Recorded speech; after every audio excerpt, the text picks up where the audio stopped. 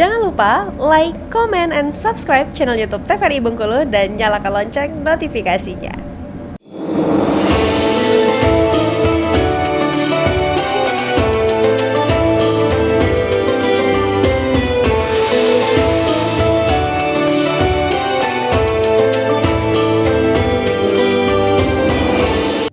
Pemirsa, terima kasih Anda masih bersama kami dalam Mutiara Kolbu. Dengan tema kita hari ini membahas mengenai Al-Quran sebagai pedoman kehidupan.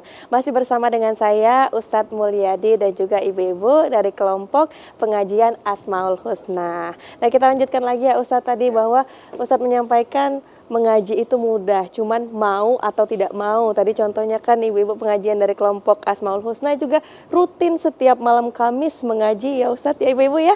Luar biasa. Nah Ustadz mungkin bisa langsung dilanjutkan, silakan. Baik, siap. Jadi mau atau tidak mau ini niatnya dari dalam. Kenapa ada orang, maaf ini, belum lama memeluk Islam, wa'alaf, tapi cepat bisa belajar, bisa baca Quran. Setahun, 2 tahun dia bisa. Tapi sementara ada saudara kita yang lain sudah dari lahir Muslim, udah bertahun-tahun, sudah tua, kok nggak bisa? Karena persoalannya di situ, mau dan tidak mau. Azam, keinginan kuatnya untuk bisa itu mungkin lemah yang tadi itu. Nah itu mestinya jadi itibar buat kita yang maaf nih Muslimnya dari lahir gitu kan.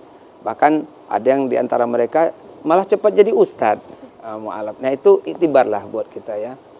Nah itu, jadi ibu-ibu dari kelompok pengajian Asmaul Husna ini Masya Allah ya. Dan Nabi sudah bersabda, Nabi SAW bersabda, khairukum man ta'allamal Qur'an wa 'allamahu. Sebaik-baik kalian adalah yang belajar Al-Quran dan mengajarkannya.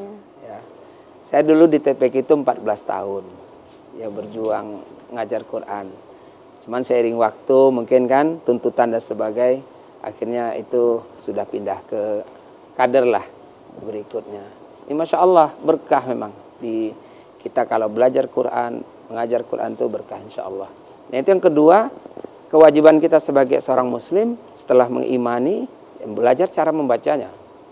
Karena mengucapkan huruf Arab ini salah bunyi bisa akibatnya salah arti. Salah arti ya Ustaz? Bisa salah arti. Jadi panjang pendek aja bisa salah arti. La pendek itu artinya sungguh.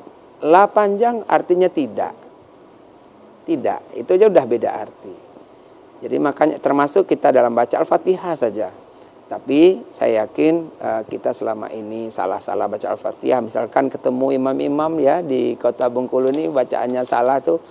Saya yakin nggak mungkin disengaja, tapi karena memang kemampuannya ya batas itu.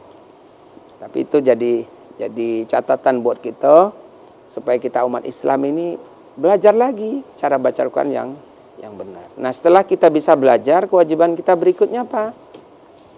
Ya menghafal. Sebab mau tidak mau kita mesti hafal Al-Quran. Al-Fatihah mesti hafal. Kemudian surat-surat pendek setidaknya harus hafal. Dan juga jangan juga kita sudah merasa puas hanya 1-2 surat hafal sudah puas, nggak mau lagi menghafal surat-surat yang lain. Kesian gitu kan, masa setiap sholat hanya kulhu sama ina a'toina gitu. Mungkin kalau kulhu sama ina a'toina bisa ngomong mungkin udah minta ampun ya, ampun Tuhan gitu kan. Mungkin diulang-ulang ya Ustaz ya. Nah ini penting banyak-banyak menghafal Al-Quran. Apalagi kalau kita sanggup menghafal lebih banyak ya. Atau kita saja punya anak hafal Quran, itu nanti di akhirat anak ini akan memakaikan mahkota dari cahaya kepada kita sebenarnya. Ya. Baru-baru ini kita tahu seorang hafid Quran yang punya keterbatasan fisik, Najah. Iya. Ya, sudah ada videonya viral. Itu ibundanya dipanggil oleh Allah Subhanahu wa taala. Insyaallah ya. Dia rawat anaknya dengan baik dengan keterbatasan itu sampai dia hafid Quran. Ini juga apa ya? Kejadian pada diri Najah ini kan semakin harusnya menguatkan iman yakin kita sama Al-Quran. Bahwa ini benar-benar kitab dari Allah pencipta alam semesta gitu. Ya. Nah, terus ini cara baca. Membaca setelah baca menghafal ya, menghafal. Setelah kita hafal, apalagi ya kita mengulang-ulang membaca. Ini kadang-kadang orang sudah bisa baca Quran, nggak diulang-ulang. Ini pesan untuk ibu-ibu kelompok pengajian Asmaul Husna ini, jangan nanti mentang-mentang sudah bisa baca Quran. Nah, ini langkah selanjutnya harus rajin baca Quran. Nah, ini yang kerap terjadi itu sama anak-anak TPQ gitu. Dia udah sungguh-sungguh belajar ngaji sampai dia bisa. Setelah dia bisa, dia udah nggak ngaji lagi ke masjid, ke musola, ke guru ngaji. Dia di rumah. Di rumah ini sudah stuck dia. Kalau ndak ada pengawasan dari orang tua, didorong untuk rajin ngaji, itu bisa berhenti ngajinya anak-anak itu. Nggak ngaji lagi. Dan cara membacanya pun bisa kembali salah ya Ustadz ya? Bisa salah Karena lagi. sudah lama tidak. Ya, bisa salah lagi. Apalagi dia berhentinya belum fasih ya. Bacaannya belum betul. Dia sudah berhenti. Nah, itu bisa lebih cepat hilangnya ketimbang orang yang betul-betul sudah paham dengan tajwid, paham dengan makhraj. Itu kalaupun lama dia tidak mengulang masih mending. Itu yang berikutnya. Kemudian apalagi? Baru kita belajar isi kandungan Quran, memahami gitu ya, memahami. Dari mana kita bisa memahami itu? Kalau kita sendiri mungkin punya keterbatasan. Itulah kita hadir di majelis-majelis ilmu, belajar kepada ahlinya, para ulama, para ustadz, para mubalik, para dai, dia lebih paham dari kita. Kalau kita belajar sendiri mungkin bisa juga. Tapi itu lebih sunnah. Kita belajar Quran itu ada guru.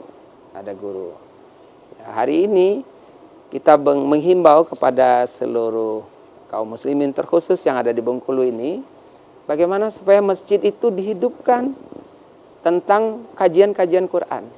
Dan setiap pengajian kita yakin muaranya pasti Quran. Nggak mungkin tidak kan? Iya. Nah, muaranya pasti Quran. Dalam pengajian itu yang dibahas pasti ayat-ayat Allah gitu. Nah, ketika tidak ada pengajian-pengajian seperti ini, ya kita jauh dari Quran. Jauh dari Quran gitu. Nah, harus dipahami, dipelajari sehingga paham. Nah, setelah paham itu barulah diamalkan. Barulah bisa dipedomani. Masya Allah. Ya, kalau langsung dipedomani, nah, belajar bacanya belum bisa, nggak banyak hafal dan sebagainya, itu tadi langkah-langkahnya seperti itu ya. Berarti memang ada dari awal ya Ustadz ya, dari awal mengimani dulu. Karena kalau langsung mengikuti mempedomani Al-Quran ini kan ada aturan-aturan di dalamnya ya Ustadz. Kalau diikuti aturan tapi tidak tahu dasarnya juga jadinya gampang ya Ustadz ya. Makanya penting untuk belajar dulu ya Ustadz ya. Itu idealnya. Memang bukan berarti harus kalau nggak bisa baca belum boleh mempedomani, bukan begitu. Berarti ya Ustadz bukan begitu. Jadi memang sekali jalan yang mana memungkinkan kita lakukan dilakukan. Cuman yang langkah-langkah yang kami sampaikan tadi itu sebagai seorang muslim yang baik ya nggak bisa tidak itu. Harusnya gitu umat Islam tuh bisa dia baca Quran ya. Apalagi Allah sudah menganugerahkan kita lisan ya untuk bisa mengucapkan Quran itu. Harusnya kita malu misalkan melihat orang dengan keterbatasan fisik dia bisa baca Quran dengan tepat dan baik, sementara kita fisiknya lengkap, ngomongnya lancar, kok baca Quran nggak bisa. Harusnya kita malu sama Allah ya gitu. Nah, kemudian setelah kita mempelajari, memahami ini pun kita mesti tadi kami ulangi, berguru tadi. Karena kerap orang memahami sendiri itu menyimpang dia, sesat dia. Nah, memahami Quran ini ada yang mudah dipahami, tidak perlu tafsir yang ribet, tapi banyak ayat-ayat ini butuh tafsir. Nah, itulah ulama yang ahlinya ya Ustadz Mubalik Dai itu tempat kita merujuk. Apa nih maksud daripada ayat ini supaya kita tidak tersesat itu tadi ya. Rata-rata hari ini kesesatan yang muncul dimanapun itu berawal dari kesalahan memahami ayat. Seperti dulu pernah ada kasus sebuah pemahaman atau aliran tidak perlu sholat, yang penting zikir. Ya, dia pakai ayat itu wala dzikrullahi akbar lau kanu ya'malun. Ya, zikir kepada Allah itulah yang paling dahsyat kalau mereka mengetahui. Dia salah memahami ayat ini, ya terlalu ekstrim dan berlebihan dalam memahami ayat ini. Yang penting zikir. Sholat nggak begitulah, nah, gitu kan? Padahal memahami ayat ini harus komprehensif. Mendalam, Karena satu ayat kadang menafsir ayat yang lain. Ya kan? Satu ayat ini belum jelas, ditafsir dijelas sama ayat yang lain. Bahkan tidak hanya ayat dengan ayat. Banyak ayat Al-Quran itu mesti ditafsir dengan hadis. Terakhir baru dengan pendapat-pendapat ulama. Nah, Masya Allah. Baik Ustadz, kita lanjutkan lagi usai jeda pariwara berikut ya Ustadz. Pemirsa jangan kemana-mana, tetap bersama kami dalam Mutiara Kolbu.